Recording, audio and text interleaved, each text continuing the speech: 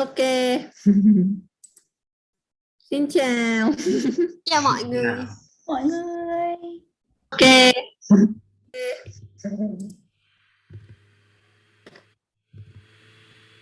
Xin chào. Chào mọi người. Mọi người. Xin chào mọi người. Hello from Hanoi. Xin chào mọi người. Let me type in the comment. Hello from Hanoi. Oh. Ôi, chúng ta có 3 người đang xem. 3 people watching now. Please say hi. Please say hi and let us know where you're from. Xin chào mọi người. Oh. Oh. Xin chào. Raphael, right? Raphael Morton. I recognize your name. Hello. Xin chào anh.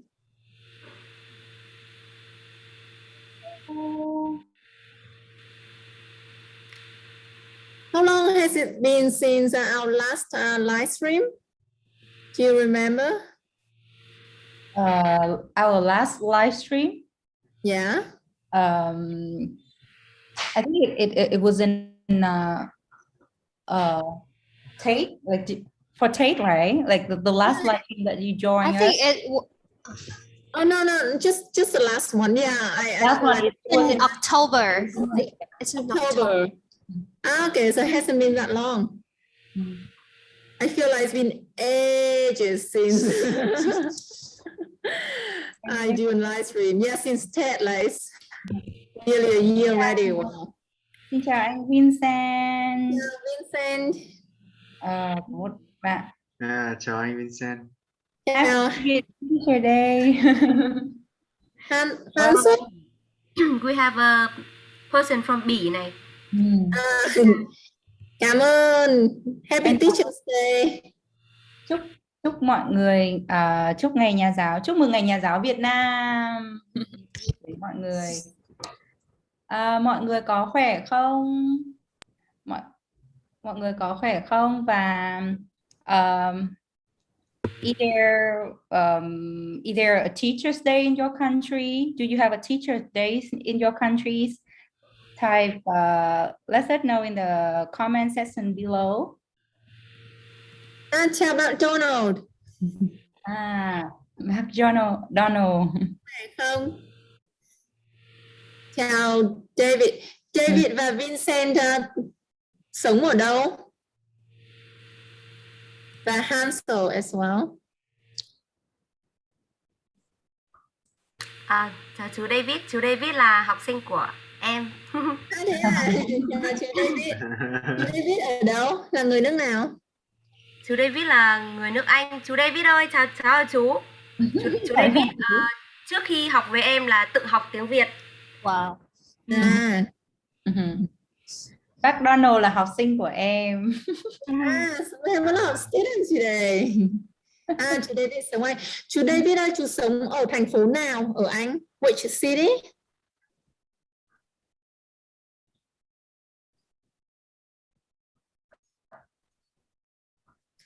Và Vincent as well. Vincent có phải là học sinh của tiếng Việt ơi không nhỉ? Are you a TVO teacher, student? I recognize your name as well. I don't know why. Either you're one of our students or maybe you have been joining our live streams before.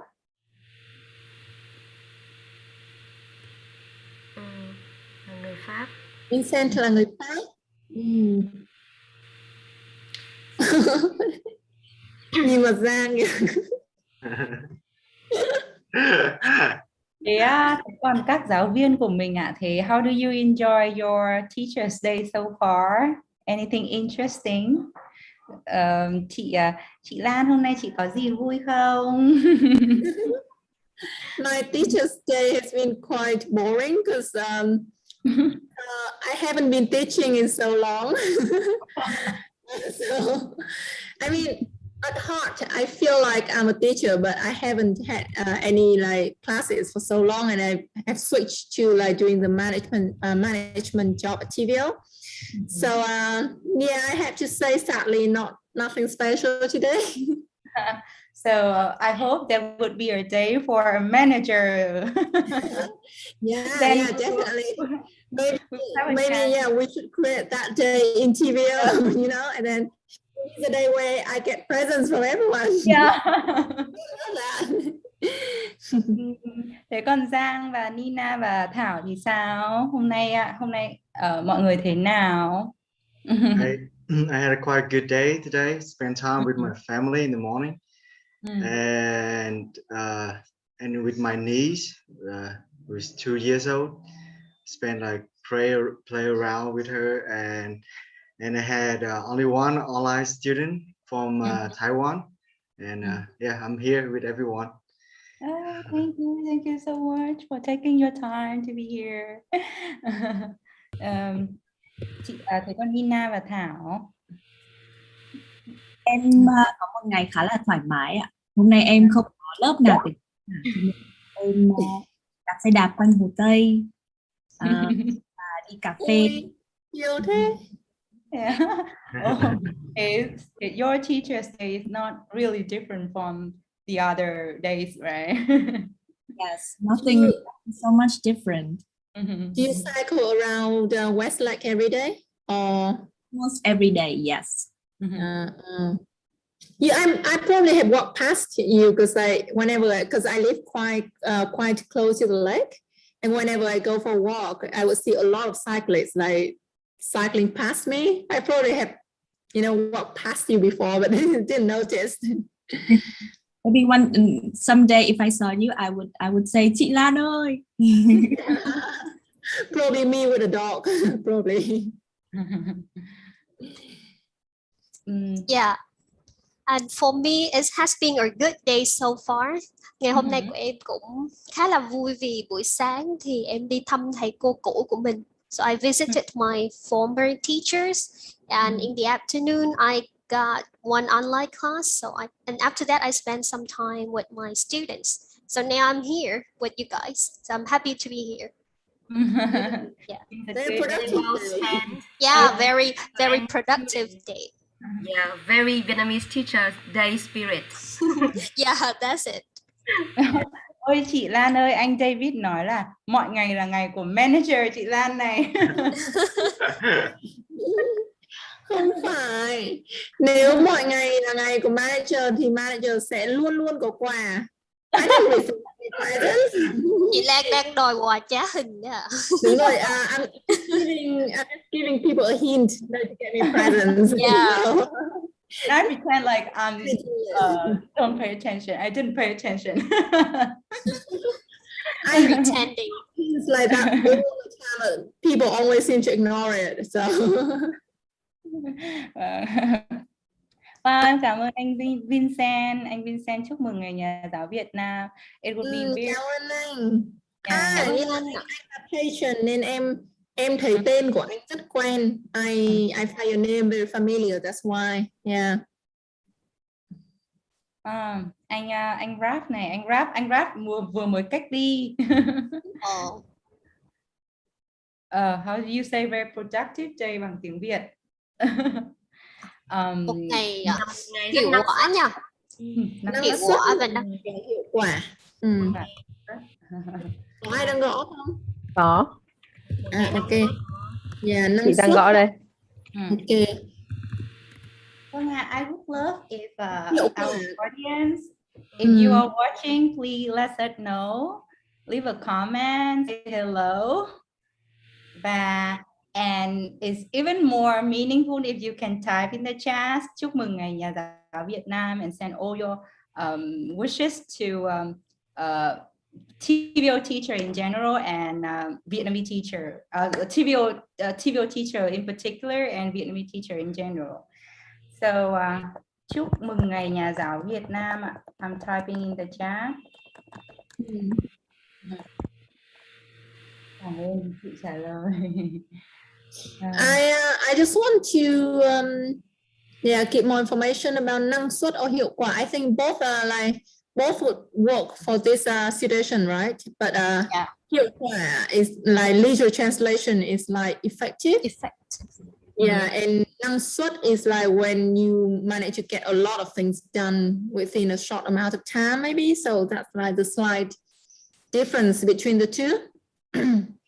Yeah, chị Lan, I think you should come back to be a teacher. I want to. That's a very clear explanation. I miss it, yeah. Okay, so I think it's time. Maybe Trang ơi, let's get the live stream started, okay? Okay. Rồi, xin chào tất cả mọi người. Hello everyone and welcome to another live stream with TVO event team. And today I am very excited and very thrilled too, because we're not talking about someone else or something else today. Today we are talking about ourselves, Vietnamese teachers, on our very special day. So my name is Quỳnh Trang, and co-host with me today is chị Thủy. Chị Thủy, please say hi. Hello mọi người. And we have here with us 1, 2, 3, 4, 5, 6 more teachers, and they are from Hanoi and some other parts of the country. So here we have teacher Thảo. Thảo is from Đà Nẵng. Yes. Hi Thảo. Hi chị Trang. We have Ngọc, teacher Ngọc, teacher Giang, and teacher Nhu, and they are all from Hanoi. Hello everyone. Xin chào, chào mọi người. Welcome. Yeah, and we have a very, very special guest today, our big boss. Xin chào chị Lan. Welcome back. Welcome back. Hello, everyone. I'm a teacher as well. Yeah, I like to know as a teacher as well. And we were supposed to have a teacher from Ho Chi Minh as well, but too bad, like she got some sudden family problem at the last minute, so she can't join us. But yeah, just we're supposed to have teachers from all 3 cities in Vietnam.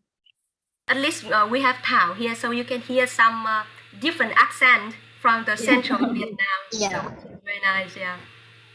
Hello, Nicholas. Yeah.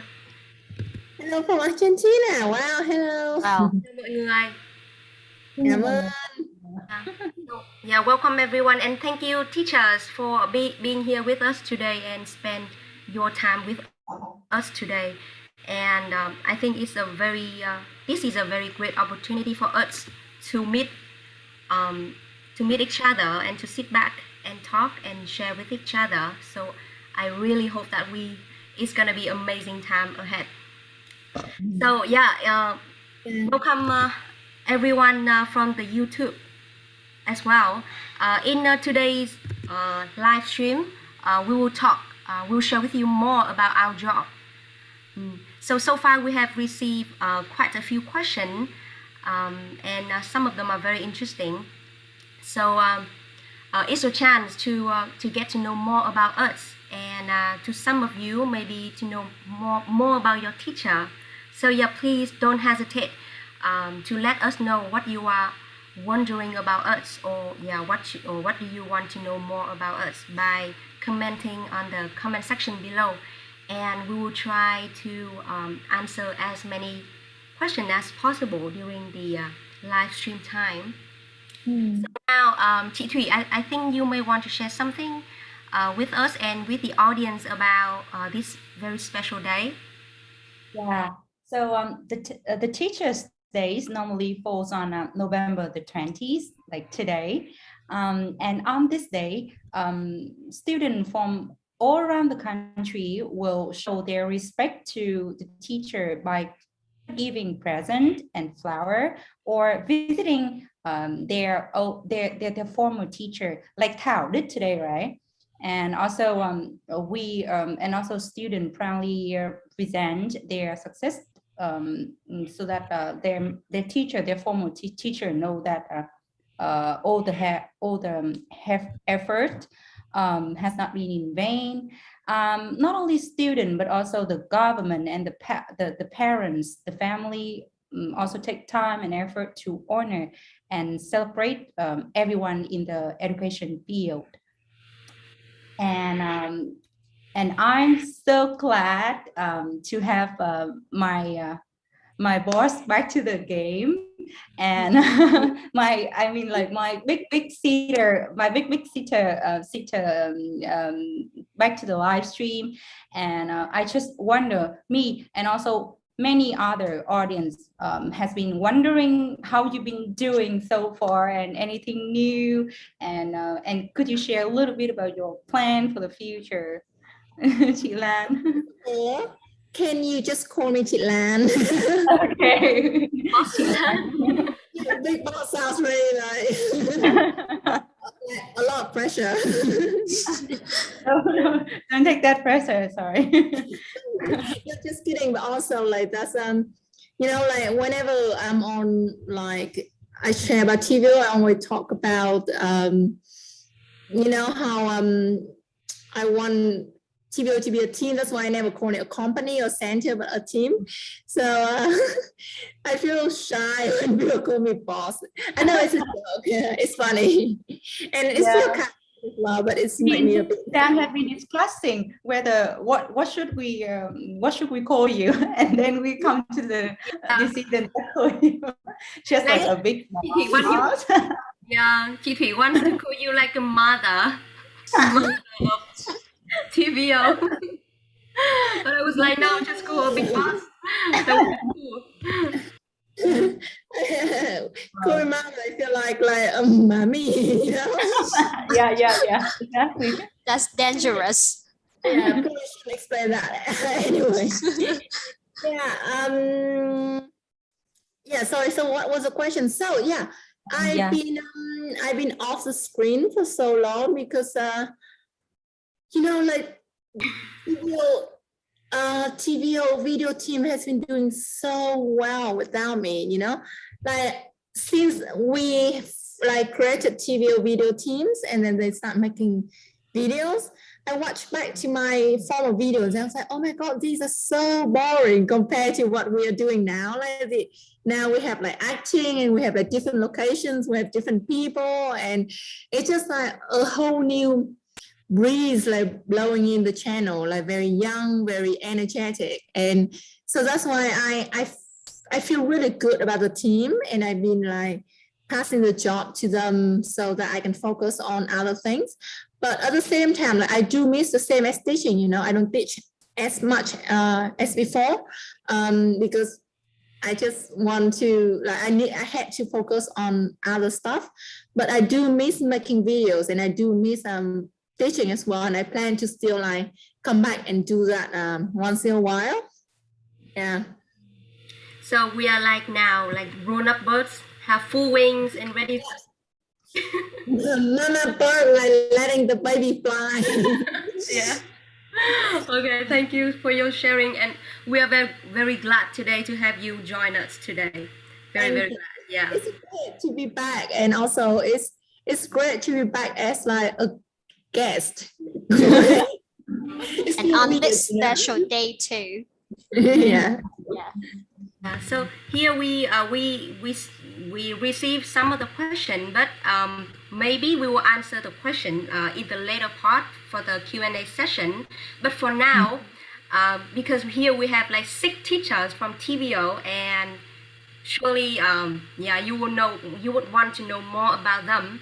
But actually in TVO we have more than 30 teachers, right? Lan, yeah. 30 teachers, yeah. But on YouTube video, I think you may only see 10 of them. So this is a really great chance for you to know more about TVO's teacher. Yeah. So here, yes. Oh, sorry. You go on, Tieng. Yeah, you go ahead. No, I was going to tell you. Yeah, I just want to ask, among all of you, I know that you and Thuy have been on TVO YouTube, but for the rest of you, is it the first time for anyone, or you have appeared on some videos before? This is the very first time. First time. Okay. Zhang, first time as well? First time as well. Okay, and Thao? This is my first time joining the live stream, but luckily recently I have some videos on YouTube. Recently, a few days ago. Yeah. So you are going viral. Yeah. We are more viral now. Thank you. Okay. As Chang said, we will answer the questions like in the later part, but please keep asking questions, okay? Yeah. We are collecting your questions, so please keep typing and just drop any question that pop up in your mind. Yeah, so yeah, teacher, now we will introduce ourselves to our audience, but not in a usual way. We're gonna do it in an unusual way. We will spice things up a little bit. So in our introduction, you have to include the name of a fruit, but it should not. It doesn't refer to the fruit. It has to mean something else. Let me take an example for you so you will understand better. For example nhé. For example, in the sentence, hôm nay trời mưa, đường rất trơn nên em ngã sóng xoài. Okay. Xoài there means mango, but in that sentence, does it mean mango? No, Yeah. right? Yeah, so Yeah. that's the whole point of this this activity. Yeah, probably should translate that for the viewers so they know the example. Yes. So the example that I just said is today is raining. The road is so slippery that I fall flat on the ground. So I say ngã sóng xoài. Xoài here, xoài means normally it means mango, but in my sentence it goes with sóng. Sóng xoài. Ngã sóng xoài means to fall flat on the ground. So it doesn't mean xoài anymore. So that's what we need to do in our introduction part. It's a little bit challenging, but I think it would be very fun. Okay. So let me go first. Yeah, the word for fruit cannot mean the fruit in Yes. the sentence, right? Okay. It has to mean something. Or in other words, maybe I think in English they have the word. What's the word? Let me see again. The word homonym, which means từ đồng âm khác nghĩa. Homonym. You have the same pronunciation but different meaning. For example, you use the word cam which mean orange, but in your sentence, the word cam cannot mean orange, but it has to mean something else. Or you can combine with other words to mean something else. Okay? So now let me go first to make you less less pressured. Okay, xin chào mọi người. Mình tên là Quỳnh Trang. Mình 26 tuổi và mình dạy ở TVO được 1 năm rồi. Đến thời điểm hiện tại thì mình vẫn rất thích công việc này và mình vẫn đang rất sung sức. You guys know what I just said? Ok, sở thích của mình là mình thích ăn bánh mì. Chỉ cần là bánh mì thôi thì mình loại nào mình cũng thích. Và mình thích nghe nhạc, thích viết calligraphy, thích khuyên tai, sưu tập khuyên tai. Calligraphy tiếng Việt là gì? Calligraphy tiếng Việt là viết thư pháp ấy. Nhưng mà nó it sounds like a little bit like Chinese calligraphy, but no, I do the modern It's not one. the same thing. Latin. It's not the same thing. So thư pháp is like the closest translation, but it's not exactly the same. Oh, actually here today I just wrote this one, but I'm not sure if you read. No. Cannot read that. Trang phải để trước ngực ấy. Actually, Yeah. I wrote the Happy Vietnamese Teacher Days, but I don't think you can see it. Oh, okay. Viết chữ đẹp No ạ. worries. Viết chữ It's đẹp. too small, yeah. Okay. Okay, so yeah, rất vui được gặp mọi người. Mình hy vọng là hôm nay chúng ta sẽ có một khoảng thời gian rất là vui vẻ ở cạnh nhau. Đó, so that's my part. So, yeah, everyone, do you what? Can I read the next one? What fruit that I mentioned? What fruit that I mentioned? Tung. Sung, quả sung. Sung. Yeah, Question for us or for the viewers? for both. And audience, do you know what sung means in Vietnamese?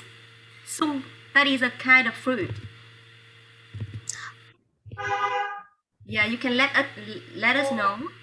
For everyone that is watching, like let us know if you would like when we introduce ourselves or make a speech in a Vietnamese, like what Tieng just did. If you let us know if you would like one of us to translate to English at the same time, so you can follow it easier, because maybe like not all of you are like at higher levels of Vietnamese, and I think would be more interesting for you. You can understand, right? So just let us know, and then we will one of us will translate. Yeah. And also, if you can, we would love if you can introduce yourself in Vietnamese as well. And as we are doing now, include a little fruit in your introduction. But please, that fruit doesn't mean the fruit itself, but means something else in Vietnamese, and show us your like amazing Vietnamese. Yeah. So you want to learn a lot of slangs or like a lot of words with different meanings today. Yeah. Play with words, huh? So yeah, Chairman Peng said that we should translate. So I guess when one of us introduce ourselves, and another will just translate that. Okay. Yeah, Chị Nhu, can you help us to translate what? Yeah. Sure. Yep. Yeah. So in my introduction, I say bây giờ em vẫn cảm thấy rất sung sức. So sung here means the fig. Yeah, the fruit, the fig. But in the word sung sức, it means how can I translate it? I'm still very passionate. I'm very excited. Excited. Like to keep doing this job. Yeah, I'm still very enjoying this job. And I guess it's full of energy, full of like so full of energy. Doing a lot of things, and you still have a lot of energy. Yeah, exactly. Yeah, so that's how it goes. Yeah, that's a new word for everyone. Yeah, it seems like that can wait for his turn, so please Pastor. Yeah. So sorry everyone, because I think I need to leave soon. Okay. After the introduction, so hope to see you in the next live stream. But before that, I want to introduce myself. Chào mọi người, mình tên là Giang, Hồ Đức Giang. Nhưng mà Facebook thích gọi là Đức Giang Hồ, hay là Đức mà gangster. Đức Giang Hồ. Gangster Đức.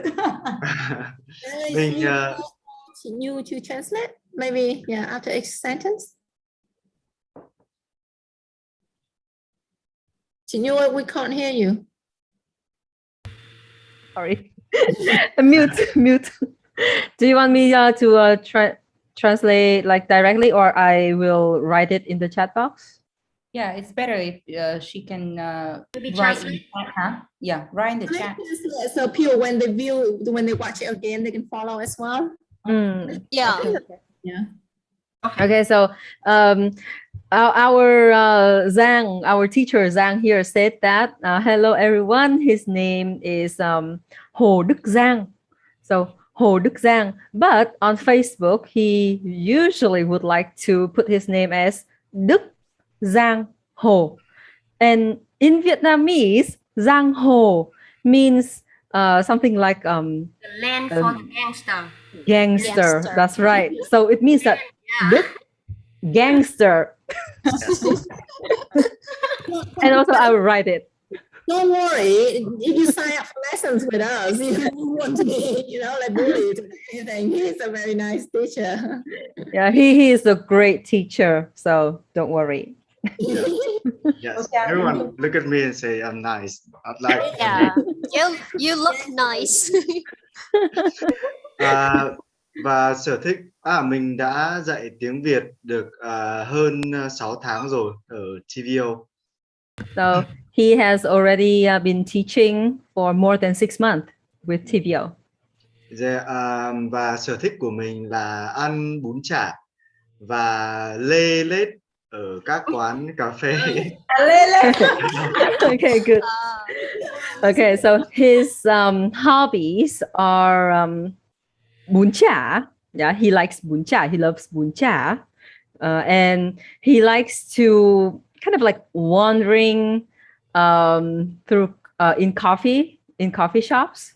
So the word that contains fruits here is lê lết. And can you talk more about? Can you say more about the word lê lết? Okay, so lê is a pear, and lê lết is more like wandering around or going around, and Hang not around. really much like positive or negative, but it's just Neutral. the action. Yeah. Neutral. It's just like wandering, and he really likes to spend his time at the cafes. Yeah. There's a some kind of like attitude to it, right? Like it's not just wandering. It's very hard to explain. But I mean, like spending time, likes to spend time. Yeah. In this case. Literally, it means he dragged his legs to every corners, like every coffee shop, right? Yeah. Drag around, yeah. Yeah. Mình cũng rất thích chơi đá bóng, và mình đã đá bóng với học sinh của mình một số lần, và ngoài ra tiếng Việt mọi người có thể đi đá bóng cùng mình nếu các bạn rảnh. Like TVO team. Yeah, one of his someone said wandering aimlessly. Yeah. For the word lê lết, wandering aimlessly. So yeah, you don't have really like some intention to go there, but just to sit there, or like to go like in wherever you will, whichever coffee shops you saw on the street, kind of like that. Yeah. Okay. And he just said that Pierre. Sorry, Pearl. And he just said that one of his other hobbies is that to play soccer or football. And he also played with one of his students. So if anyone wants to join, then please contact him. We can have like a TVO's championship. Yes, that's right. Women championship. Yeah, that would be interesting. Yeah. 11 women versus 5 men. That sounds like a great plan. Ok, rất vui được gặp mọi người. Okay. Cảm ơn Giang. Ok, bây giờ sẽ chào mọi người nhé. Bye bye. Tạm biệt Giang. Ngọc ơi, Ngọc, seems very quiet. I would like you to raise your voice and introduce a bit about yourself, please. Em cũng đang ngồi suy nghĩ xem là vừa nói được trong tiếng Việt. Mình tên là Thảo Ngọc. Em tên là Thảo Ngọc. Em dạy tiếng Việt ở Tiếng Viet Oi cũng được hơn 6 tháng rồi. Ngọc vào cùng với Giang nhỉ? Vâng. Okay, so Ngọc here has been teaching for more than 6 months. So she joined TVO the same time with Giang. Sở thích của em là quán cà phê và đạp xe đạp. Đi quán cà phê hả? Vâng ạ. Okay. And her hobbies is to also go to coffee shops and cycling. Điều em thích nhất ở Tiếng Viet Oi đấy là Tiếng Viet Oi có rất nhiều giáo viên là con gái, nhưng mà các không hề liễu yếu đào tơ một chút nào. Okay. Wow, a hard one. That's a big one. That's a big one. Liễu yếu đào tơ. Okay. So she said that now the most like favorite thing that she loves about TVO is that now we have many like female teachers, but we are not weak at all. So she said liễu yếu đào tơ. I will type it. Liễu yếu đào tơ. Yeah. So liễu yếu đào tơ is like a phrase to refer to women Like- that are like very gentle and Weak, soft, gentle. And like delicate. Like, yeah, exactly. Yeah. That's a very good term. Yeah. And I think the way they say liễu is I know the name for this. The English name for liễu is a plant. It's a weeping. The plant that Willow. like very, Willow. weeping willow, right? Mm. Yeah. So liễu is weeping willow. So you can imagine like when you compare woman to that, then it's like very delicate. Yeah. Okay. Tiếp theo em nói tiếp là mặc dù nghề giáo viên là nghề làm dâu chăm họ. Wow. Wow. Very good one. Yes. She's got two already. Yeah.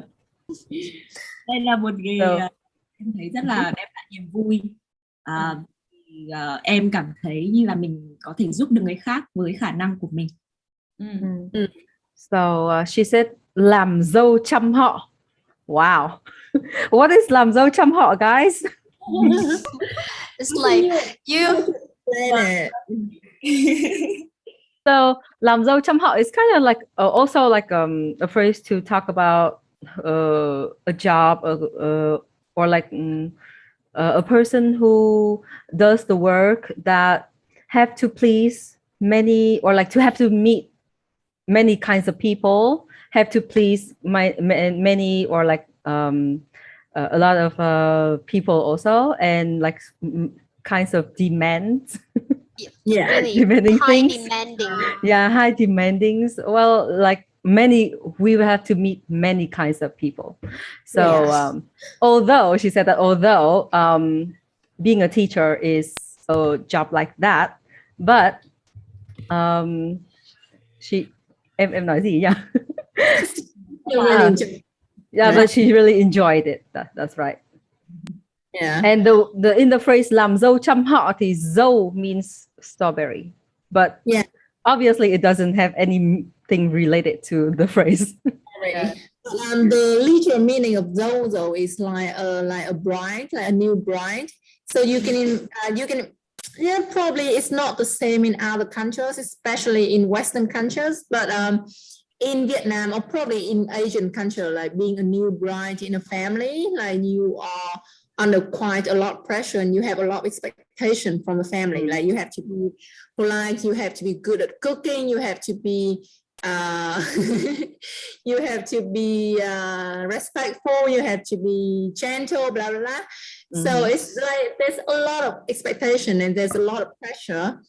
And so làm dâu like being the bride, and chăm họ is like 100 families. So it's just like trying to please so many people at the same time.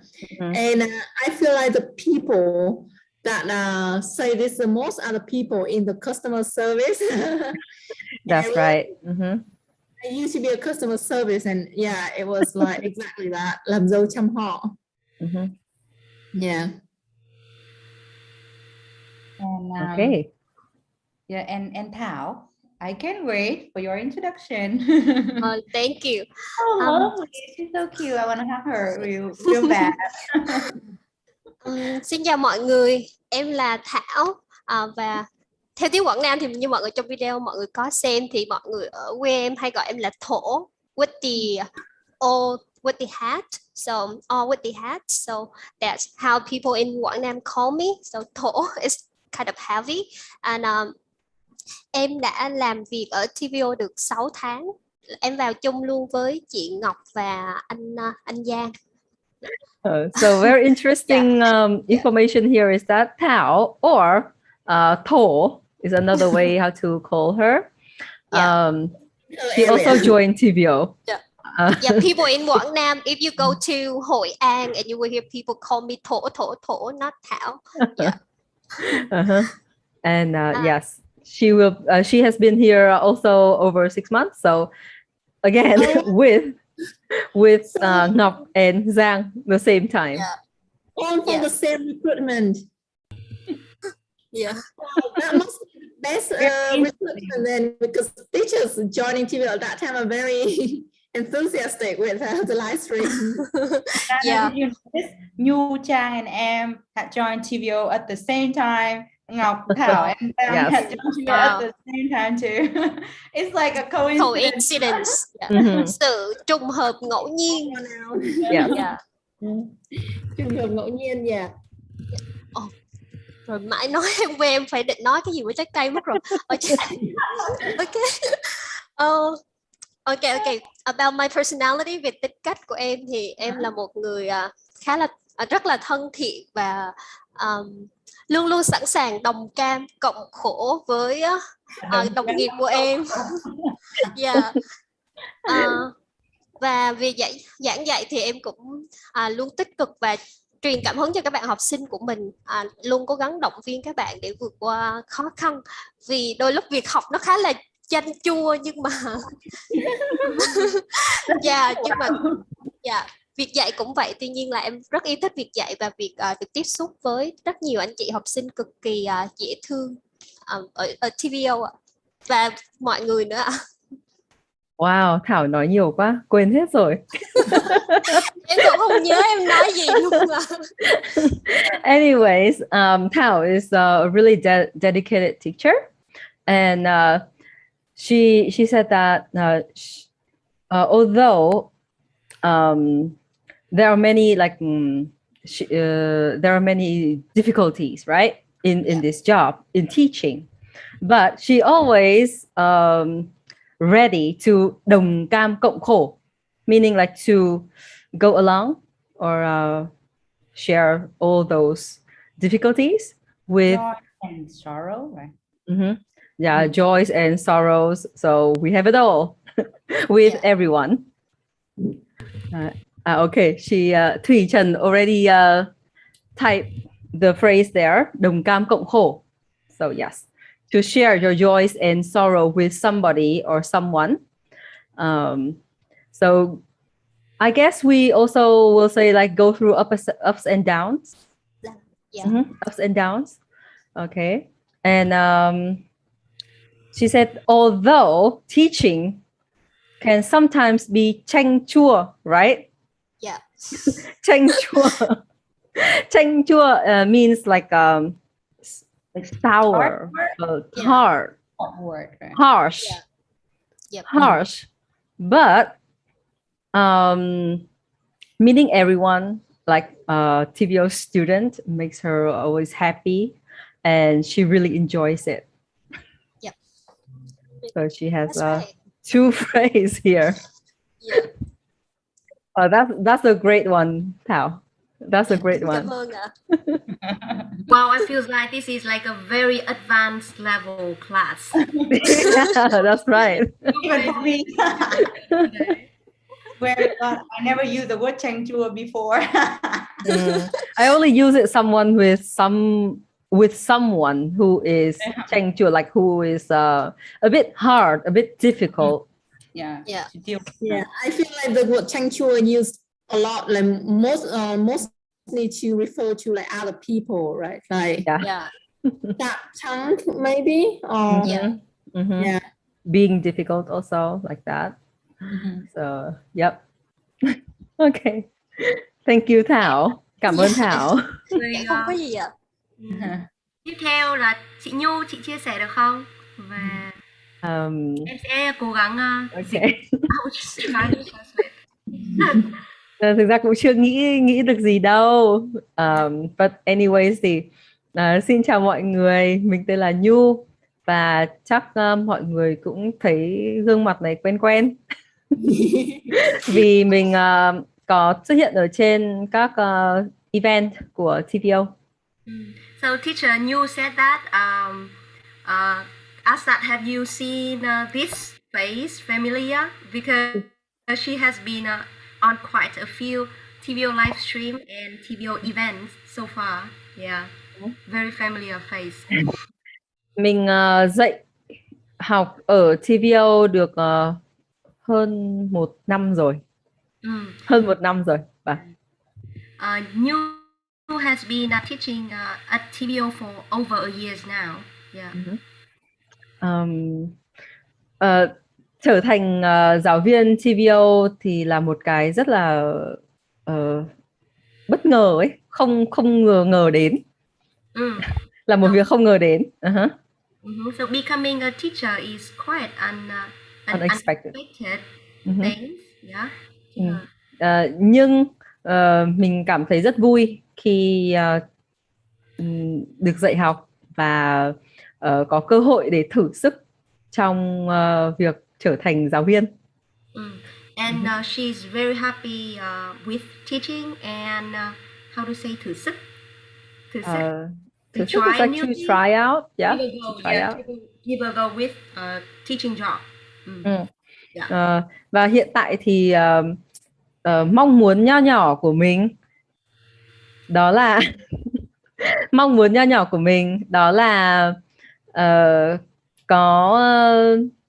có thêm TVO sẽ, và đặc biệt là event team thì sẽ càng ngày càng phát triển và sẽ có nhiều những cái sự kiện vui hơn, đặc biệt hơn, thu hút nhiều người hơn. And her small wish now is for event team in particular, and TVO, yes. Yes, and TVO in general to have more interesting events that will attract more and more audience, and participants, and we will develop and grow more into like a professional one. Đó, vậy thôi. So I said nho nhỏ. Nho nhỏ. I didn't even realize that. Yeah, me either. I said, where is the word? What is the word, right? And so I have the word nho nhỏ. Yes. So did you guys get what is nho nhỏ means? What does nho nhỏ means? Maybe So nho nhỏ is actually like small and đúng rồi, minor or small. Yep. It could be also be used for describing things like this little cute pen or this little cute something, like this little cute cat. You don't have từ lấy like that, right? Like just đúng rồi. For no meaning, but just like to emphasize the That's adjective. Right. Like what else you have, like lung Đo nhỏ. đỏ. We have Đo đỏ. Yes. We have many kinds of words like that. But nho in this word nho nhỏ means great. Yeah. So it is a fruit. Bịt đó. Right. Yeah, sorry. Thế còn chị Lan thì sao nhỉ? Chị Lan đã giới thiệu chưa nhỉ? Chưa. Okay. Lan's turn. So I thought that we just had to use one, and then I thought of one already, and then people started using two, and I was like, you can use one like me. I like the challenge, So the last few times I've been like, okay, I think more to think about. So, okay, just so because I was thinking of these during at the same time as the conversation, so it might sound a bit silly. So chào mọi người. Mình tên là Lan và mình tham gia Tieng Viet Oi được 8 năm rồi, và sáng lập ra Tieng Viet Oi cùng với một bạn nữa tên là Hoàng Anh. Chắc mọi người đều biết nói như nữa nhé. Okay. Okay. So Lan said that she has been with TVO for 8 years, and she's the founder along with another friend of hers named Hoàng Anh. So một vài đặc điểm về mình. Mình rất thích làm bánh. Mình rất thích trồng cây. Mình không thích ăn rau, thế nên mình hay bị táo bón.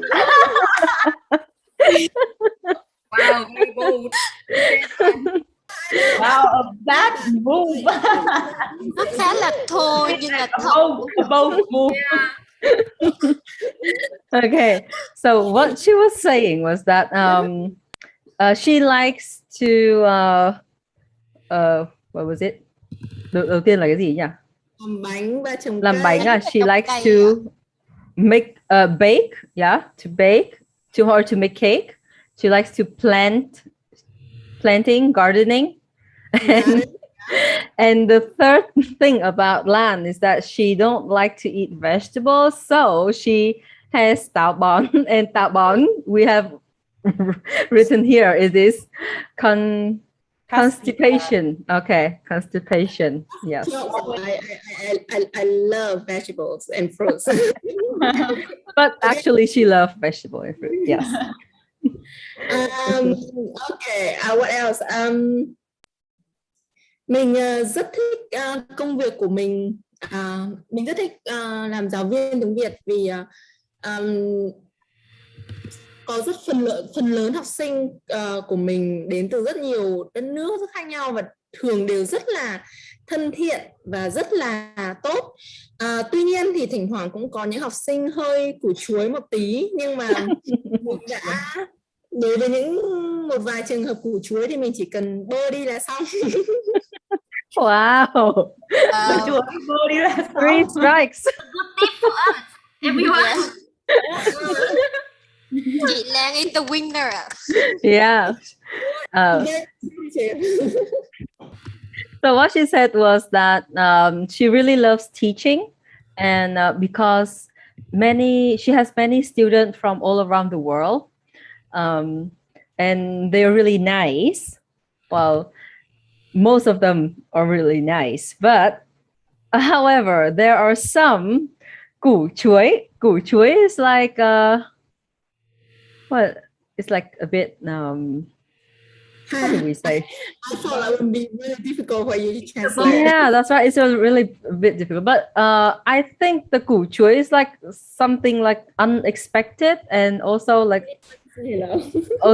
difficult. So there are some people or some students or some people like are highly they have high demands, right? So or they are being difficult or unexpected, right? So with those students, she just ignored them.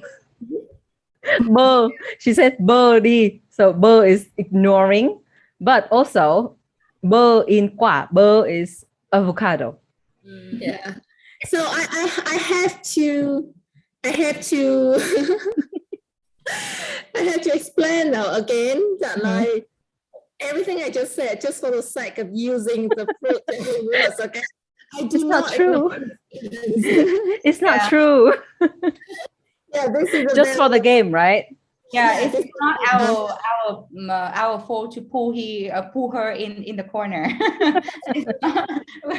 Marketing for TVO, like Nan complaining that her students are difficult. She ignore them. Not true. But yeah. Yes.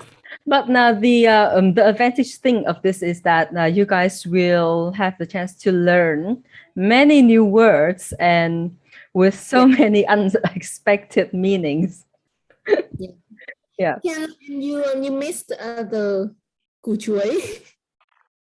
Oh yeah, củ chuối.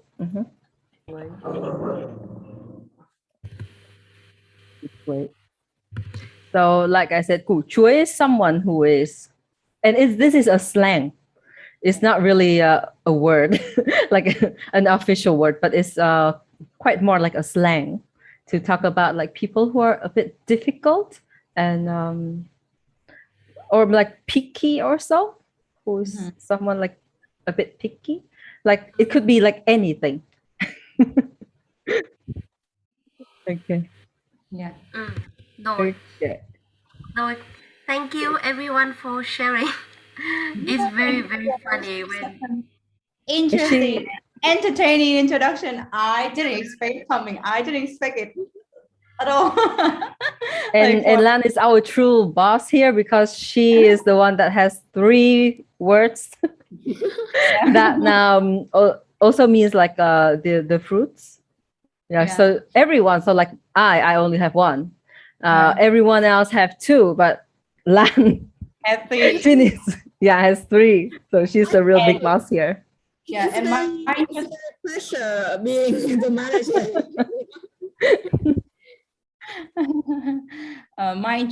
my introduction is even worse because I only thought of em thích táo quân as in my introduction. Em thích táo quân. You should be bold, as she Lan to say táo bón. Yeah, táo bón. Yeah. It's cute. Yeah, and I think after this introduction, we somehow got a better understanding of our teachers, right? And now I think is the most weighted part, which is the Q&A session.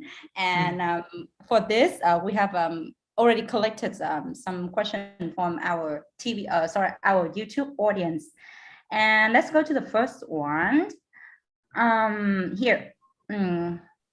Has any of the team lived abroad, and do they enjoy the experience? My friend said that and Chris, this is a question from Chris. I don't know if you are here, but when you rewatch the video, yeah, we did answer the question. Then again, have any of the team lived abroad, and do they enjoy the experience? My friend said she won't come back because she loves Saigon, but another friend really loved the opportunities here. So any one of us have lived abroad? I believe Chị Lan, right? Chị Lan, I saw some of the photos on. I have traveled abroad like quite a few times, but I have never lived anywhere else. I do want to though. There was one time I thought about moving to Taiwan for a year or 2. But it was just like a plan. It didn't come through. But yeah, I am interested in the idea, but I have never had the chance. I used to live in Russian for about 6 months. It was an exchange program. And back then I was kind of like very young. So I didn't really enjoy the experience much because I normally I spent the whole time hanging out with Vietnamese people, and when I went back home, I felt regretted that I should have spent more time to explore the Russian culture and also the people as well. Yeah, but I was so young back then. So, but now if I had a chance to live somewhere in the world, maybe I will, lay lit every corner. Yeah. Where would you like to go though if you have the chance to live somewhere else? The US. US dreams. Yeah, I have many students, many Vietnamese students living in the US, and that create the desire to go there and visit my friends. Yeah. I also lived abroad for about 4 to 5 years. Wow. I studied in Korea. Oh. Not like Chị Thủy. I had quite an opposite experience because I didn't spend a lot of time with other Vietnamese students there.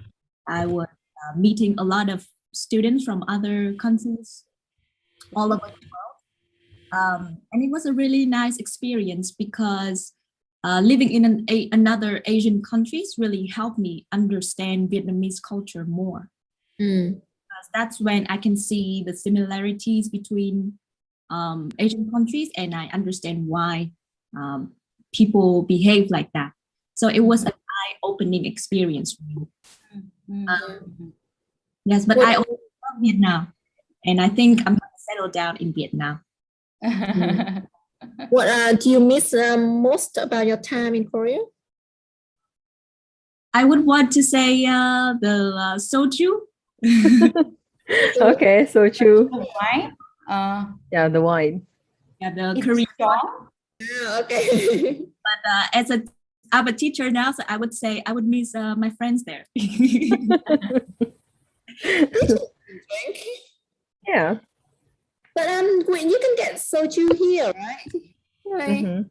I think you can get it quite easily. Yeah. Yeah, it's Yeah. quite expensive compared to what how it is in Korea. Yeah.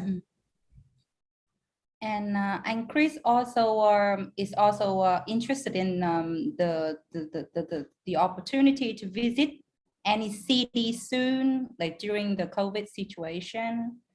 Had anyone, got an update upon the entry regulation? No.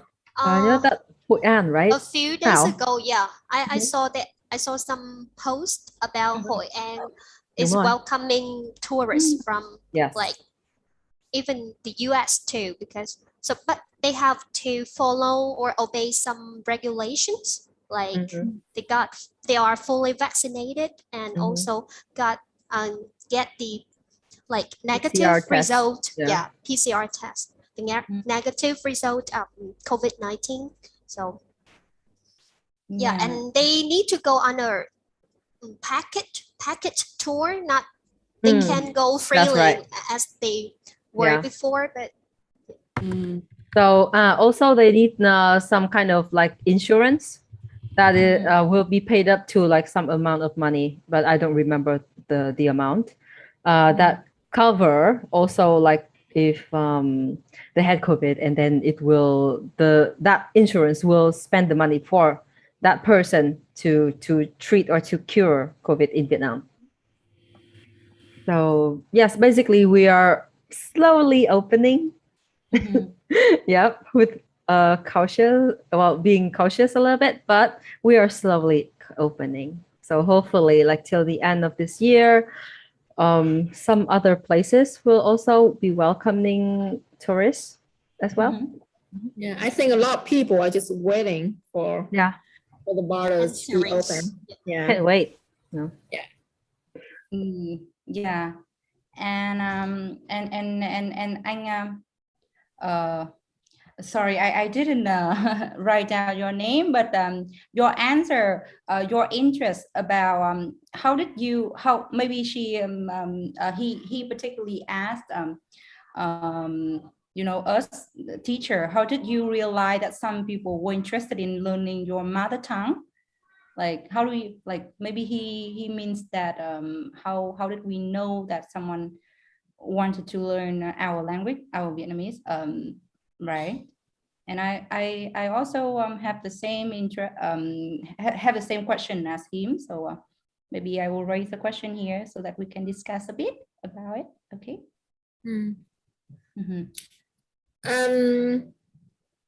Well, maybe I can share this because when I started TVO 8 years ago, I started as a private tutor teacher, first, right? And then as like I've been teaching, then more people, my students like pass the words around. So there are more and more students come to contact me to ask for lessons.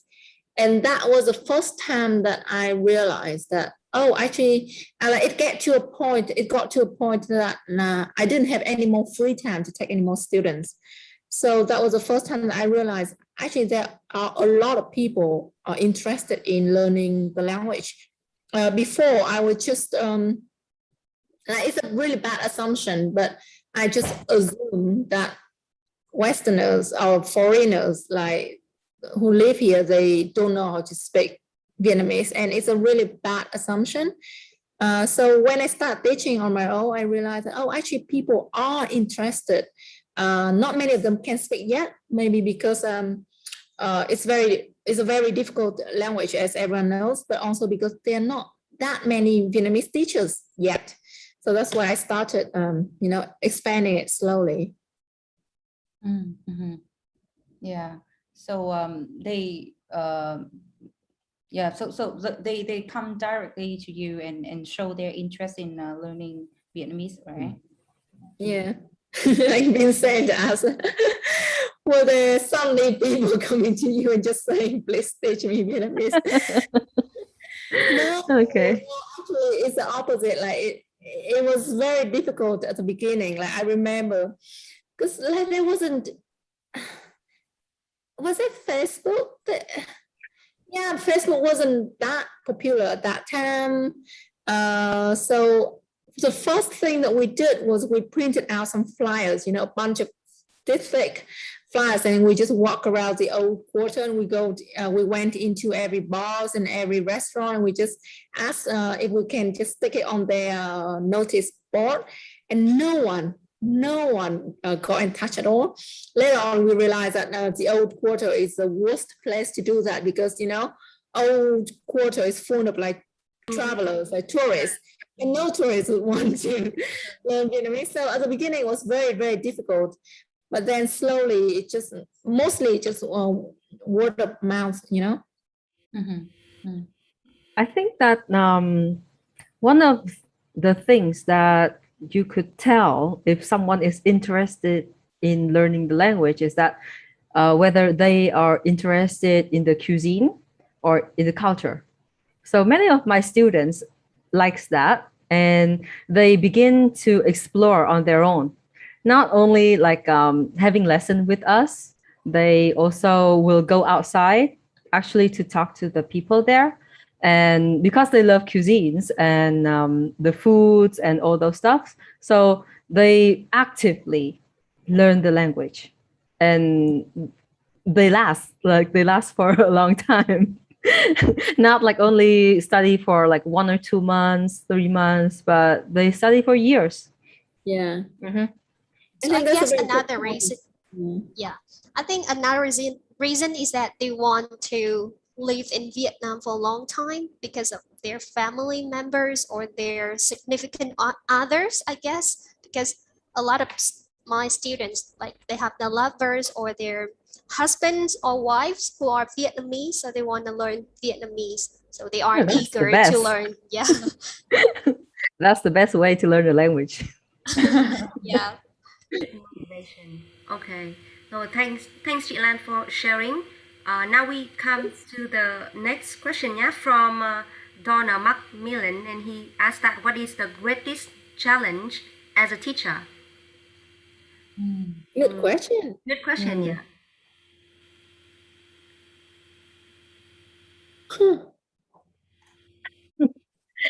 What is this?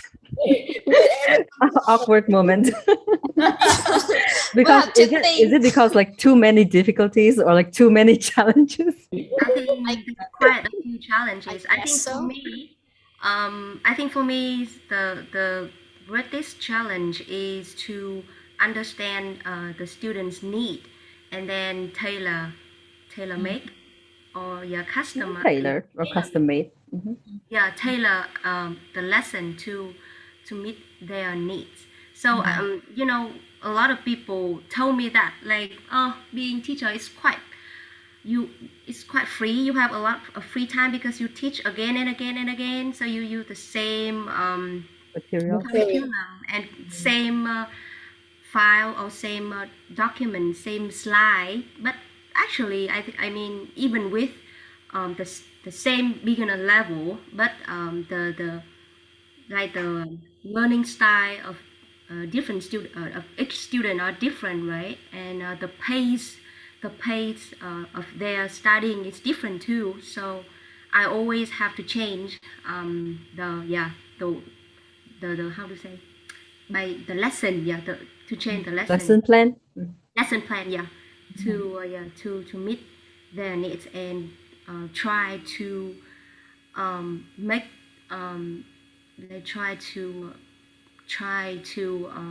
make them feel like the most comfortable, to feel good about their learning pace, like they feel good about it and they are confident in their Vietnamese studying.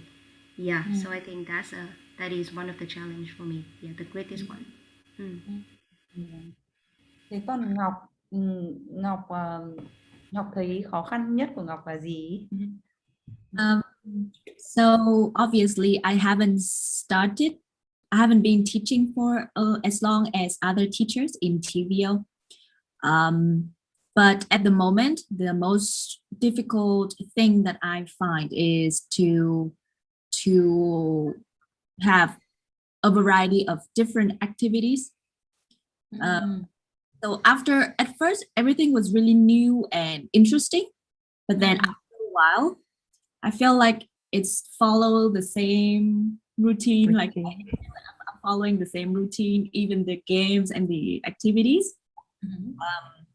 So I'm still trying to figure out if how could I do this in a different way that help students learn Vietnamese as well and make it interesting at the same time. Yeah. Yes.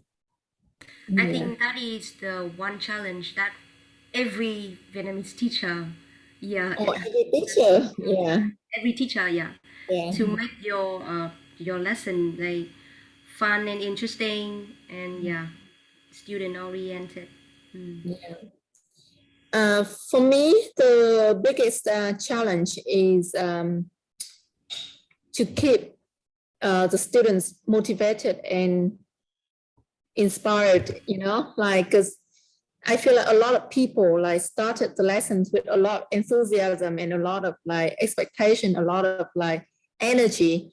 And then like shortly after like maybe a few lessons or maybe a couple of months, they start to realize like this is not easy. It will require a lot of work. And it's not like you take a few lessons and then you go out and you talk to people. It's like a journey, And then it was the time they started to like become demotivated and wanting to give up. And then basically the reason, the moment they realize how difficult Vietnamese actually is, and they just want to like just go back to not knowing it. So that part of the journey is the part I find very difficult. That you have to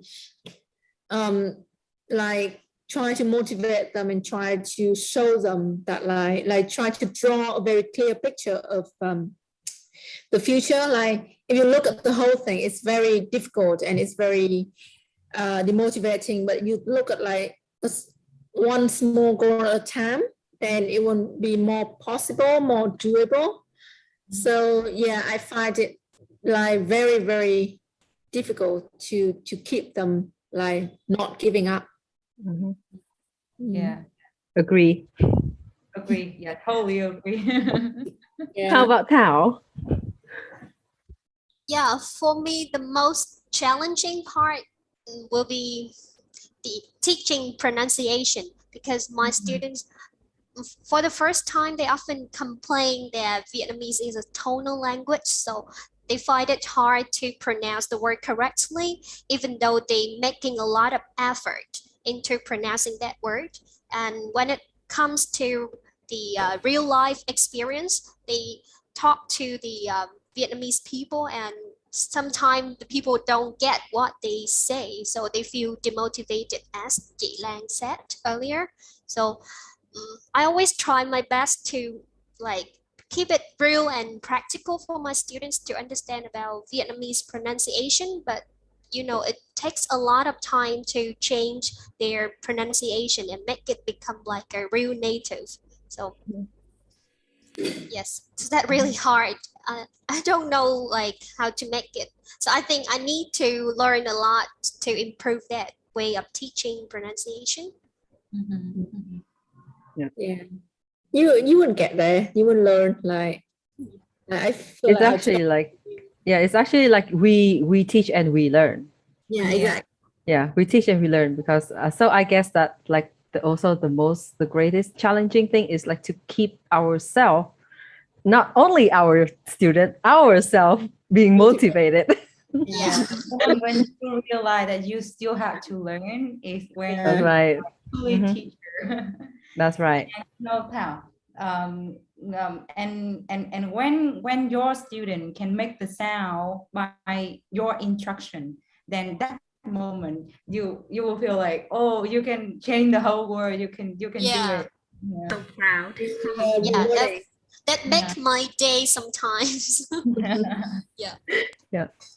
I mean, like after a while, like looking back, because I in the like in the beginning of a course of me and with a student of mine, so I did some online classes and offline classes, and with those like beginning online classes, I usually like record it.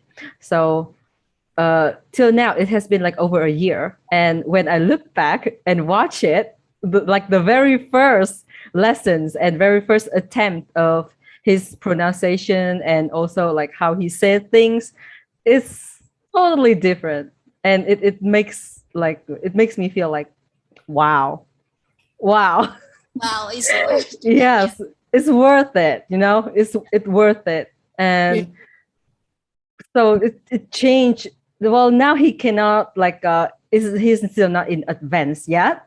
Yeah, he can still not talk like a native or a local people yet, but he's doing it step by step. And it is really, really, it feels really good when you rewatch the videos or like anything that, or like thinking back of that beginning, the reason why you started. So yeah, it's really worth it. So you should really do that, like also to motivate your students. Yeah. Your sharing gave me a great idea for TVO. Like maybe we should do something like For an after. record every month or every 2 months, and then we'll show them those videos again later on. Yes. And then progress, and they can like instead us trying to motivate them, they can motivate themselves by watching the video and see how much. I mean, sometimes themselves they don't even realize the changes. And then they feel it difficult, beginning to be difficult, the language, and then they become demotivated. But when we look back, it's really interesting. Yeah. Okay. I have a small tip to share that before I teach like a new sound, I threat my student, this is a very hard sound. And then when he make it, and I say, oh, you are so special, you can make it. Like I threat them first, and then when he makes it, he will cherish his win. He will cherish his win even more, and that's how I treat my student. That's a great way. But when they will watch this live stream. That's a very good point. Here we have more questions. And now let's go come to the next question. And I think this one you will have a lot more to share too. This question is from Charmaine Peng, and she asks, why do you enjoy being a teacher? Wow, I guess there's a lot of reasons why we enjoy being a teacher. Being a teacher? Oh. From my experience, I mean, being teacher had changed me completely. I enjoy every single moment being a teacher. It teach me how to be patient, how to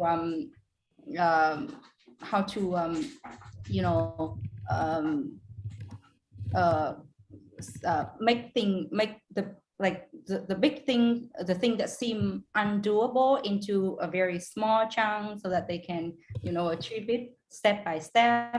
And the feeling and together we can celebrate small wins, and that small win is something, even though they are small, but they can make people happy. And okay, and who wants to share next? For me, it's the opportunity to meet a lot of people. Even though, as we said before in the introduction, like it's difficult because we have to please a lot of people, different types of people. However, it's also very intriguing when you can get to know other people and talk about their lives, people from all walks of life, and that's one of the things that I enjoy about being a teacher. Okay. For me, I think there's a lot of reason, of course, but I may share maybe one or two. I think the one thing I love about being a teacher is, you know, the feeling when your student, you teach something and the next day you they meet you and they say like, oh, you know what, yesterday I just talked to the taxi driver and I talked to the Grab driver. the supermarket and I said it, I said that and I cannot understand, he said this, he said that. Like I am so proud and very happy when like they can they learn and then they use it, because the purpose of the point of all the learning thing is to use it in daily life, and I am so happy when they excited to share with me that they can use it. Yeah, so that is one thing. And the one more thing, but more from my side, like the personal side, is I like the feeling of like telling people, not like telling, sorry, like explaining and transferring what we know, or to other people. And I like the feeling like when we explain something and they're like, oh wow, now I know. It's like we turn something from difficult, turn some difficult thing to easier things for them to understand. And when they understand, it's that feeling is really good. Yeah, so that those are the two things I like being about being a teacher. So maybe you can you share with us? Well, actually, like I think unlike some people here that they kind of like develop their career as a teacher, I myself is I have done something different before. Like I was not anything related to a teacher. I was a graphic designer actually. But anyways, being a teacher is something I really enjoy. Like, and I made it a full-time job now because I really like to also like to explore the language itself because I'm also learning, you know, with native or with the locals, we don't always know our language. And it happens not only with Vietnamese, not only with me, it happens with everyone else. So it's a part of also like studying and exploring the language, along with sharing the culture with other people, and especially with people, with foreigners who wants to know more about Vietnam and Vietnamese. So that's the part that I really enjoy. And also the feeling of helping someone is also, well, feels really good, you know. When you can help someone, just maybe like small things, not needing to like help someone from learning from scratch to being a really good people in speaking Vietnamese, but helping them bits by bits is also a good feeling. Yeah. And, I guess that is like the most thing I enjoy about being a teacher. Yeah. And also challenging. Yeah. Cảm ơn you for your sharing. The next one, I don't think it's a question, it's more like a request. And Rap said, I wonder why planning event on Friday or Saturday night is usually family dinner time. Yeah, we will take it into consideration next time. Let's try out on Wednesday night or something, right? So actually about this, Yeah, about this, I want to share something too. Well, we are trying like difficult times, so be sure to spend your time with us because we wanted to make events or like to do events that will have like many people, right? Because we will also have people from not only Vietnam, also other time zones. So we are also trying to do that. But yes. I think evenings, like Vietnam time in the evening, is the time that most people from other countries can join. Like based on my experience doing live stream before, like if I do in the morning, there would be, I can't remember the continent, but yeah, morning and afternoon there always be like a continent being left out, but evening seem to be like doable for most people. But maybe we can try like different days and not just on the weekend, but maybe on a weekday, so more people can join. Yeah. Sure. Yes. And we will have like series of events, so don't worry. And also you can have a chance to rewatch our recordings anytime you want by supporting us on Patreon. I will leave the link on the description below. Okay. And the next question, I think it's very impressive because the whole question is in Vietnamese. So let me let me read the question. Ấn tượng của các bạn là gì khi người nước ngoài muốn học tiếng Việt? What are your impression when foreigner want to learn Vietnamese? Wow, he speaks Vietnamese quite well. Yeah. And literally, I'm impressive now. I impressed now. Right. Right. I think everyone would have the same, like similar impression. Like rất vui. Yeah. Not just because we are Vietnamese teachers and people wanting to learn Vietnamese means more job for us. Not like that, but as a native speaker and people wanting to learn Vietnamese, I'm sure I'm speaking for everyone on this, but like we feel like our country, our people, and our culture is being respected, right? Like they don't just want to stay here and eat Western food and hang out with Western or foreign people, but they actually want to be a part of us. So that's a very, very, very nice feeling. Yeah. Yeah. So and before any class, we often ask the student like what is the purpose of learning your purpose of learning Vietnamese. And I have some student that the purpose of learning Vietnamese is to know to talk to the wife or the husband family. And I think it's beautiful. Like it's a beautiful thing. Like they want to know more about. They care about the other person, so they want to know more about the culture. Want to communicate with the family members. Yeah, like it shows that they really cares for the other person. And I think and I'm sure that the partner would appreciate it a lot. Yeah, and I feel like happy and proud too when I know that many people want to learn Vietnamese. So it's kind of our pride.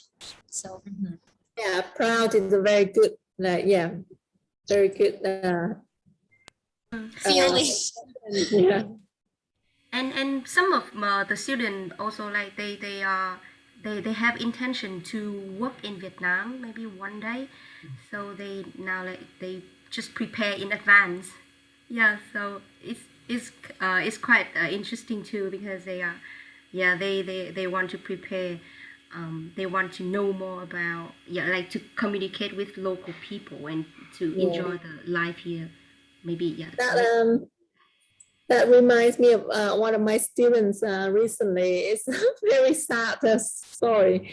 So she got a job at a Vietnamese company, and I was teaching Vietnamese for staff at that company. So she's been learning with me for, I don't know, like half a year, 6 months. like preparing. She's from India, and she's gonna move to Vietnam to start the job. So she started to learn Vietnamese, and because of COVID, she couldn't come in. 6 months of learning Vietnamese, she was like, I can't, like, there's no like way to go to Vietnam in the foreseeable future. So she just decided to stop, and she was like, it was such like all the time and effort like spent on it was such a waste. So it was very, very sad. But then I remember something that actually a saying that one of my students told me before, like the time spending learning a different language is never wasted. Never wasted. Yeah. Yeah, it's never wasted time. So hopefully she thinks it that way. It's very, I mean, learning a new language is like learning a new culture or like a new world. yeah, So, but yeah. Yeah, shame. Yeah, yes. It's a pity. Yeah. That she can't come. That's unlucky, unfortunate. Yeah. Okay, now Chatting Long. Hello. Hello. Hello. Welcome to the show. yeah, this is the Q&A session. We are answering the audience question about our job being a teacher. So if you're for those who just enter the live stream, you can type your question in the comment section, so we will answer your question. So yeah, here is the next question. This question is from again from Chú Donna, and the question is, how would any of you want to develop professionally? Again, yeah, how would any of you want to develop professionally? Yeah.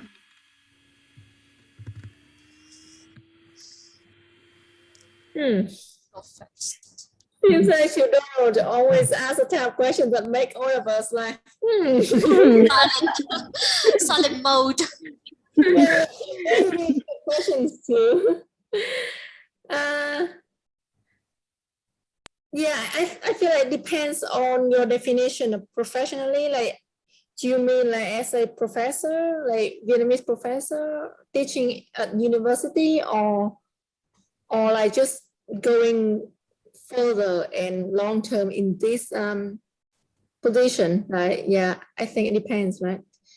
For me, if it's like having a higher, like teaching in a university or being a professor, for example, then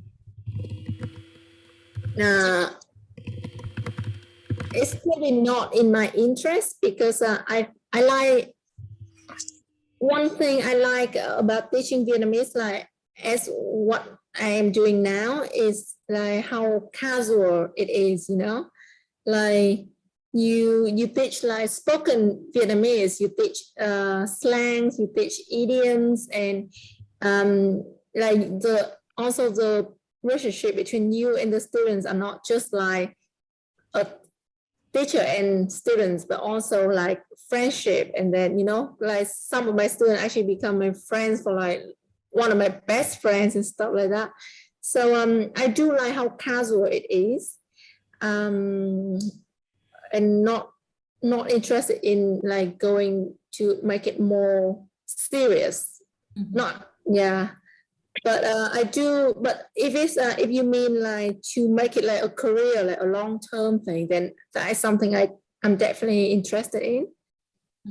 Yeah. Oh, where's Maybe maybe she has some connection problem. Yeah, she will come back. Keep going. Look, so good to see you again. Yeah. Chưa có khỏe không?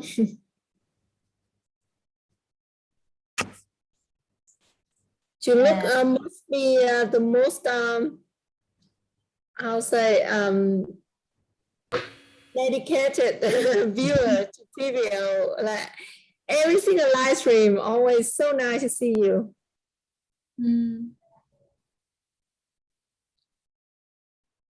Okay, so shall we come to the next question?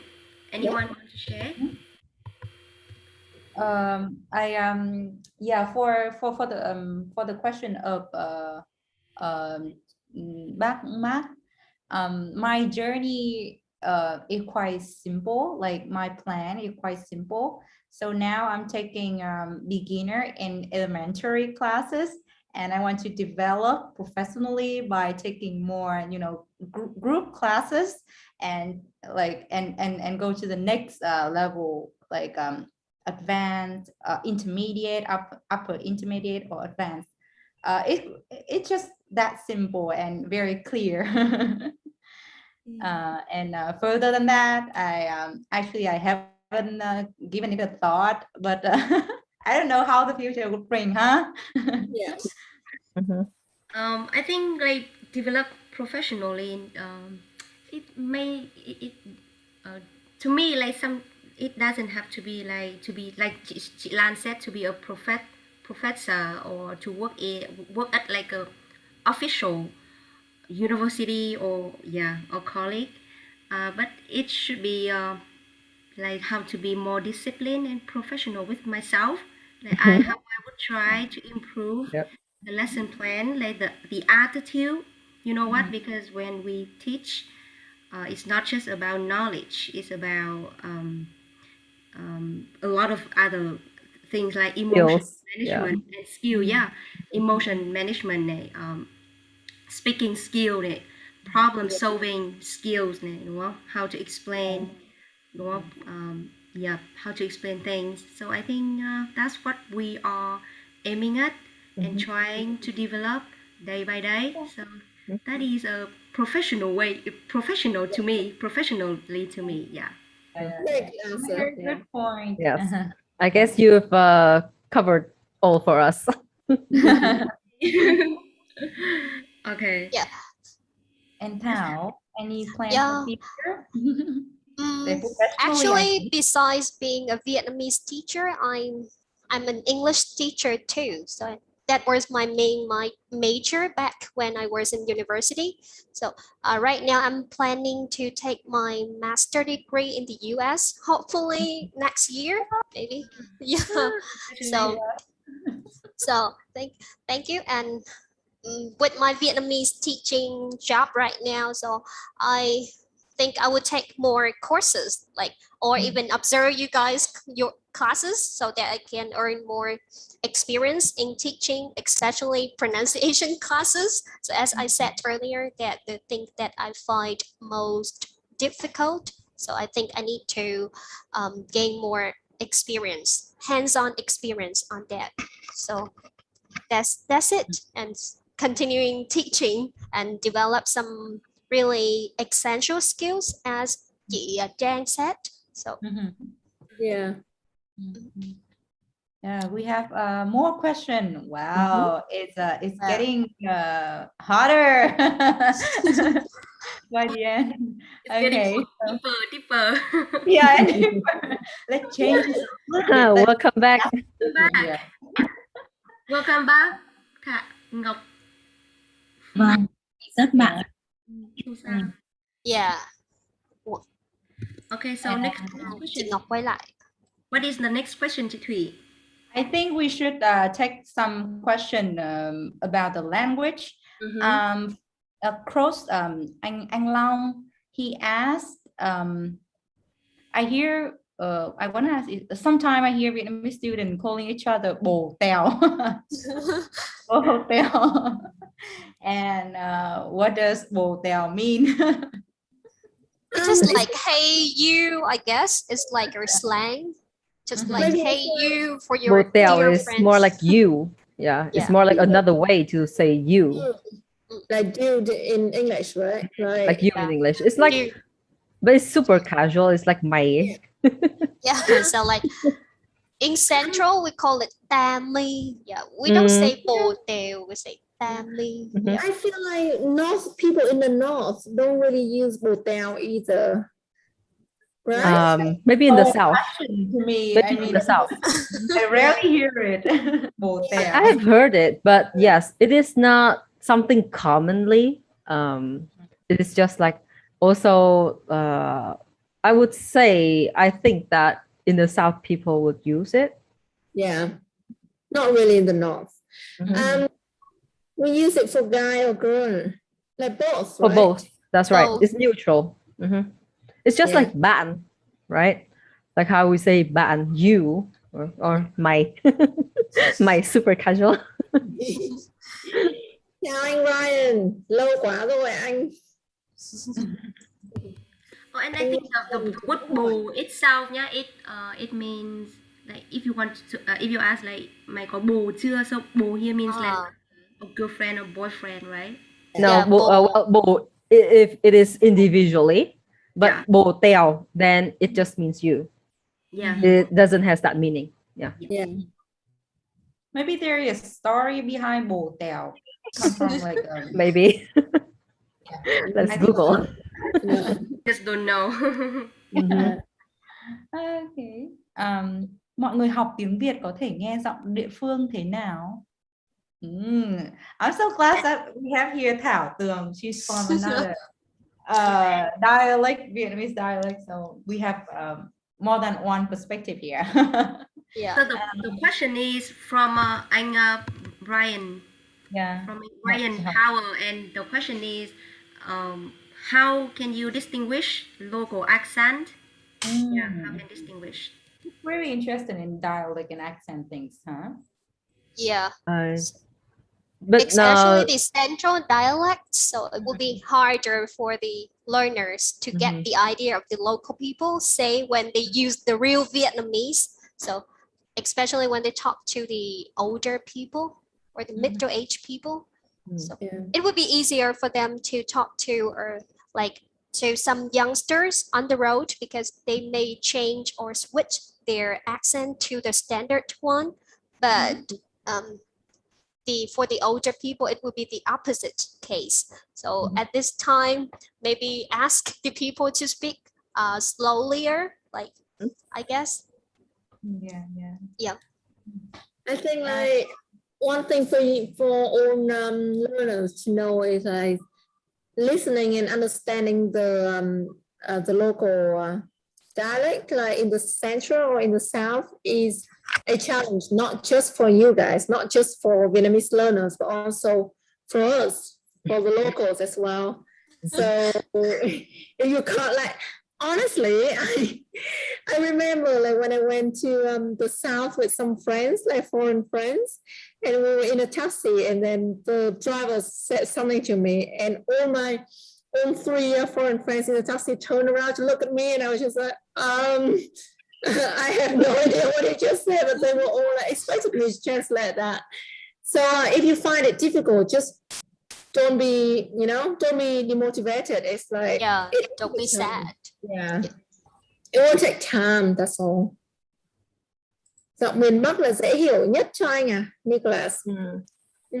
Có phải vì anh có giáo viên người miền Bắc không?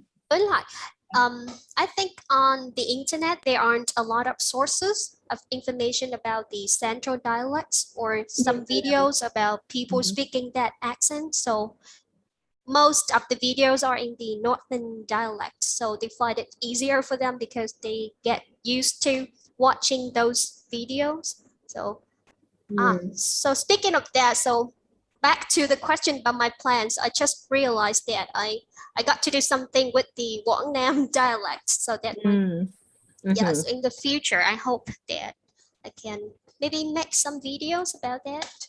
Yeah. Yep. Totally. I think for some provinces or city, I think most of them we can understand fine, right? But to some provinces like Nghệ An and Hà Tĩnh, which are the two cities in the central of Vietnam, where the accent is quite how to say strong, very strong, and they use a lot of local words. They have their own terms and vocabulary. So when two people from those cities talking to each other and they speak in a normal speed. We are like listening to foreigners talking to each other. Yeah, but like a foreign language. Yeah, it's very, very hard to understand. It's not what I know, right? Yeah, and I refuse to listen to them because I cannot understand them.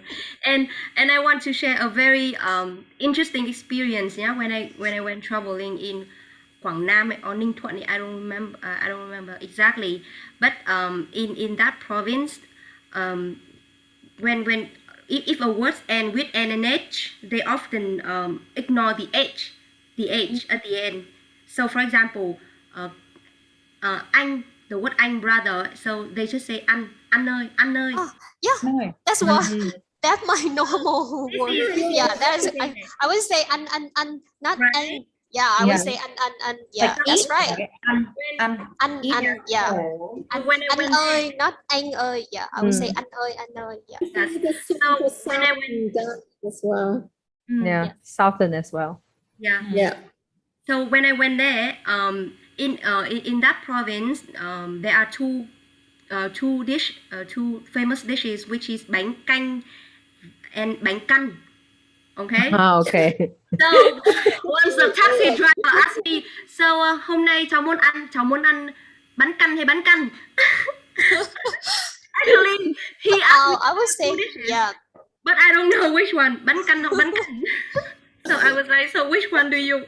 So that is the Quảng Nam's dialect. So Yeah. yeah, I okay. think so. And how would you say that? Can Thảo say that again? Yeah, I would say bánh canh và bánh căn. So it's kind of nearly the same. Bánh canh. Okay. The last Okay. name is the only difference. Yeah. Slightly Yeah. different. Mm-hmm. Very, very difficult even Or for people. even some people Even would say with us. and if for the ang sound, it's like we don't pronounce the word ang. We would say and for the for Is the that people. Phu Yen? I'm not sure about Phu Yen, but just my dialect is in Quảng Nam province only. Okay. So I'm not sure about the Phu Yen's accent. It's another one too. Yeah, I mean like Phu Yen's accent is also something really interesting, Yeah. you know. Like it really sounds different. Yeah. I think we had a video on this actually. Like, yeah, we definitely had a video on like the difference between northern dialect and southern dialect, and in there we talk about how in the south people normally skip the H if it's the end with NH. Like tính tiền, the northern people will say tính tiền, but southern people will say tính tiền. I would say tính tiền. Yeah, tính tiền. Yeah. So, and Ryan, for your questions, actually that is a way to learn the different dialects as well. Like you just like ask or you research about the differences in pronunciation and you just kind of practice it at home. Like starting to skip on the H at the end, for example, you want to learn Southern or Central Vietnamese. Yeah. Okay. So next question from Crocheting Long. So what does ấy is? Is it danh từ or chủ ngữ or động từ? It means, is it a noun or a verb or a subject? Ấy. Wow, this is a magic word. Yeah, multiple word. The video that TVO made about the word Yeah, Yeah. magic word ấy. Can someone send the link? Yep, I am doing it. So I will send the link on the chat. Yeah. So long you can watch that videos will explain about all different ways to use the word ấy. I would. Now it can definitely be a chủ ngữ, which is a subject. It can be a động từ as well, right? Like, yeah. I know what you're thinking. It can be anything.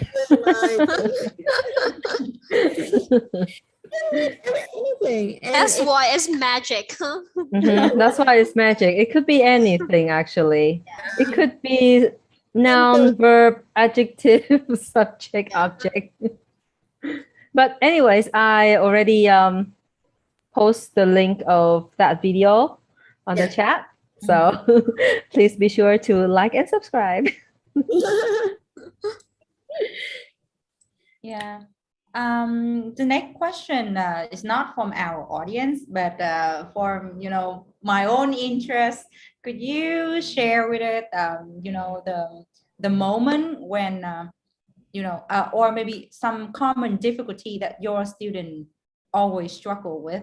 I think this question really benefits the audience here, since they know that these difficulties they can find a way to avoid somehow in the future, right?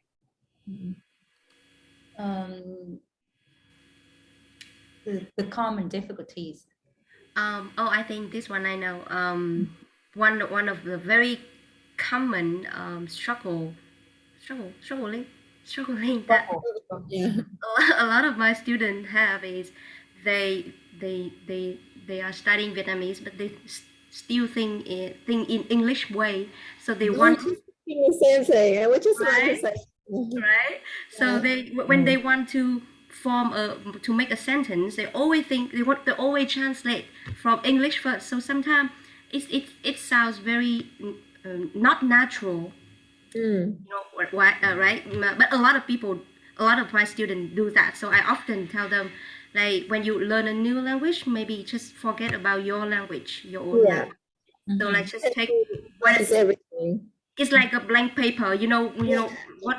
Try to how think in Vietnamese. Yes, how a kid learn languages. They learn by copying and imitating all the time, and then they can speak very well. So yeah, when you learn a new language, just forget about any other language and take the language as a new thing. Just repeat, imitating. If you understand how you use the word, use it in different contexts. And then you will be more familiar with it rather than translate from English or your own language. Yeah. Obviously, we understand that it's easier said than done, but just try your best. Yeah. Thế còn Ngọc Ngọc thấy học sinh có khó khăn gì Ngọc? I think for beginners level, students struggle with personal pronouns, because my students always ask me, why are there so many pronouns for just you and I? That's something special about Vietnamese. Even so, pronoun, and then how they can address third party or third pronoun. So yes. One way I try to encourage my students or help them remember better is to give them an exercise where they can look at the pictures of different people of different gender and age, and just practice it again and again. At the end of the day, it's all about practicing. Yeah. I think one more thing that I would like to add to the list is that one of the most difficulties that almost all of my students had is that actually when they begin to study, it's really hard for them to use the language like actually in life, because sometimes when you want to try ordering something in a coffee shop or a Vietnamese restaurant, they just speak English to you. So it's like they don't really have the much opportunity to practice their Vietnamese. And they said that I felt like people are not really being like patient with what I'm trying to do. But however, I've always told them that you just need to keep going. You just need to keep using Vietnamese. don't switch to English. Just keep using Vietnamese and they will see that you are trying to do it. You are trying to actually use Vietnamese. So yeah, that is one of the things that I think that almost like every my students had problems with. And don't be afraid of making mistakes too. So I think that's the key point when it comes to learning a language. Yeah. So from me, from my experience, so when I teach my students, so they often misorder like the adjective, and in English the adjective often comes before a noun, but in Vietnamese, for example, cô gái xinh đẹp, so it's just opposite. So they often say xinh đẹp cô gái. So it's like sometimes they mess up the order of the phrases or the words in a sentence. So yeah. Back to the thing that you just shared, I wanted to add that like it is hard because sometimes even if like they understand that you want to speak Vietnamese, but sometimes a lot of times actually like the Vietnamese people, they want to practice the English as well. Oh yes. So even if they know that you want to speak Vietnamese to them, they're like, well, I want to speak English. So you know, if that happens, just like one of you speak English and the other speak Vietnamese, and you can still manage to have a normal conversation that way. Yeah, like, it's a win-win, right? yeah, win-win situation. Yeah. You speak Vietnamese, they speak English. No, thank you everyone. I think now it's night already, so we've been having a really nice talk and nice share with our audience. And yeah, thank you the audience for all of your questions. Those are very interesting questions that we have that we have a chance to share about our job, like, so you will know more about like how we see our job. And and also we try every day to give a better lesson, to have more and more people in their in their journey studying Vietnamese. So yeah, thank you very much for sharing. The teacher, thank you very much for sharing. And thank you to all the viewers as well for being you all are so engaging today, which makes the live stream a lot more interesting, you know. So a lot of great questions from you guys too. Yeah. And like I'm very happy. I'm sure everyone like is very happy to see so many familiar, not faces, but names, and so many new names as well. So yeah, very nice to meet you all, to chat to you all.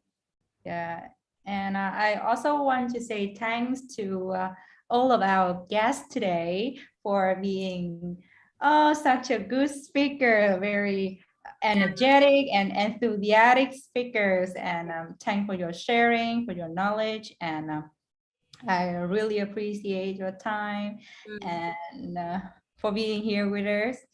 Thank you for organizing it. Yeah. Thank you guys too. Inviting us. It's been a pleasure. Wow. Very good.